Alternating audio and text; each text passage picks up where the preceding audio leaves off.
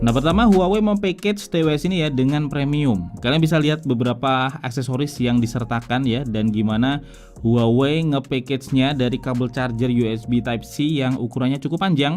Ini diletakkan rapi ya, terus extra ear tips ini masing-masing ukurannya diletakkan di package yang terpisah, dan buku panduannya juga cukup lengkap. Nah, yang kedua untuk desainnya, charging case-nya ini ringan banget ya, dengan desain yang edgeless dan punya finishing glossy kayak gini guys.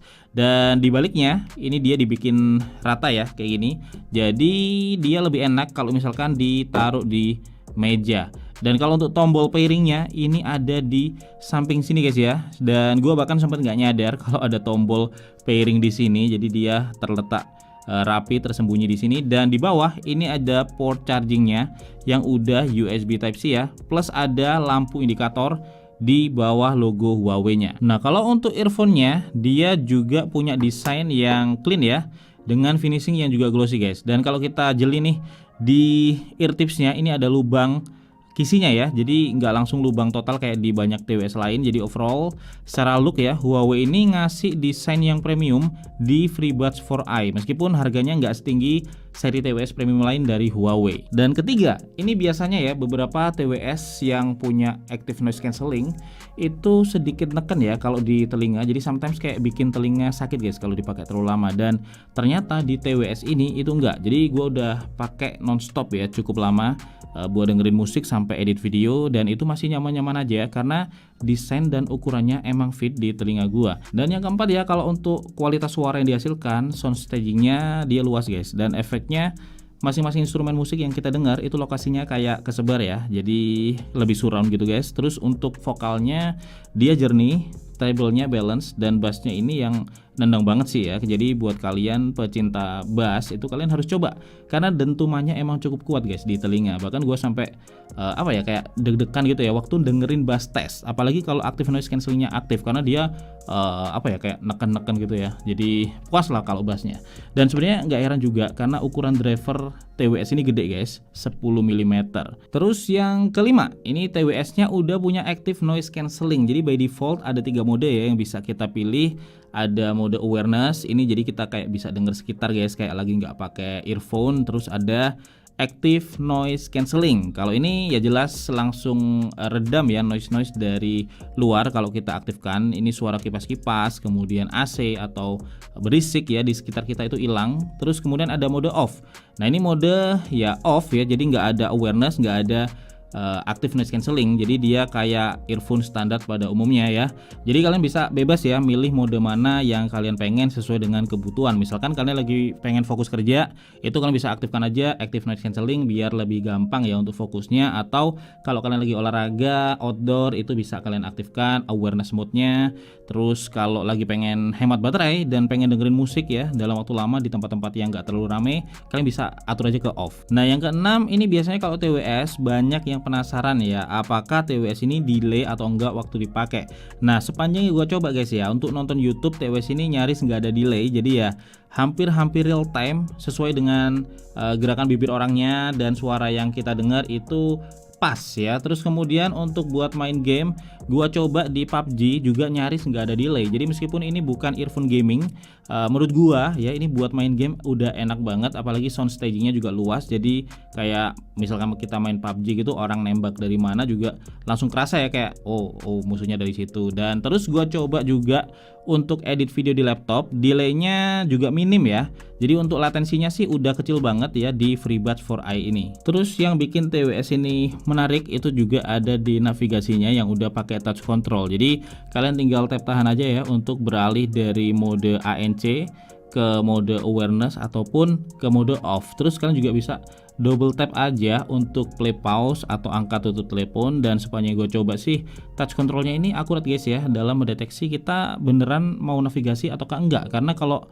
kesentuh misal lagi kayak kita benerin gini, itu nggak sampai kepencet ya. Karena kalau gue lihat sih di speknya emang ada algoritma untuk mengatasi itu ya, dan emang juga nggak ada navigasi ya dengan single tap. Terus dia juga punya fitur auto pause. Jadi misalkan earphone-nya kita lepas nih ya, ini lagunya langsung ke pause, dan kalau kita pasang lagi maka otomatis ngeplay lagi. Jadi kalau misalnya kita ngobrol sama teman itu enak ya, nggak perlu ngepost manual karena tinggal lepas aja ya udah kita bisa ngobrol sama mereka. Nah ini ada yang menarik juga ya dari navigasinya ini, karena ternyata navigasinya guys itu bisa kita atur dan kita modifikasi sendiri ya sesuai dengan keinginan kita lewat aplikasi AI Live. Jadi ini ada aplikasinya, kalau kalian install Huawei AI Live ini, di sini kalian bisa melakukan banyak banget hal ya dan juga mengatur TWS ini. Misalnya di sini kita bisa lihat kapasitas baterainya sisa berapa, terus kita bisa atur juga noise controlnya.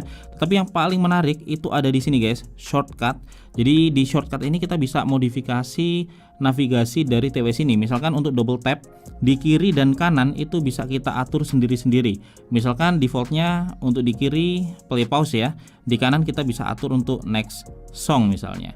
Atau kalian bisa atur juga untuk yang lainnya termasuk wake voice assistant, terserah ya, sesuka hati. Terus kemudian di touch and hold ini kita bisa matiin untuk noise controlnya, atau yang paling sering ini gua pakai itu ini guys pengaturannya. Jadi sebenarnya kan tadi udah gue jelasin juga dia punya 3 mode ya.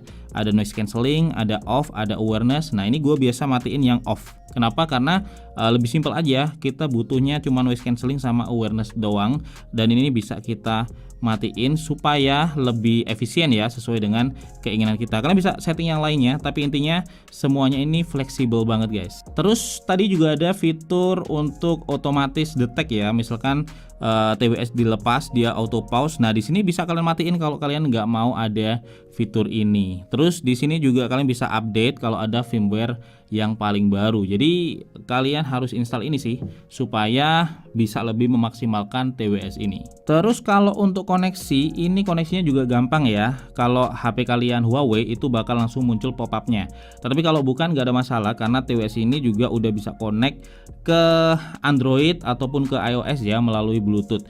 Dan sampai saat ini sih dari yang gua pakai ini gua belum pernah ngalamin masalah apapun seputar koneksi ini, nggak ada koneksi drop atau juga putus ya.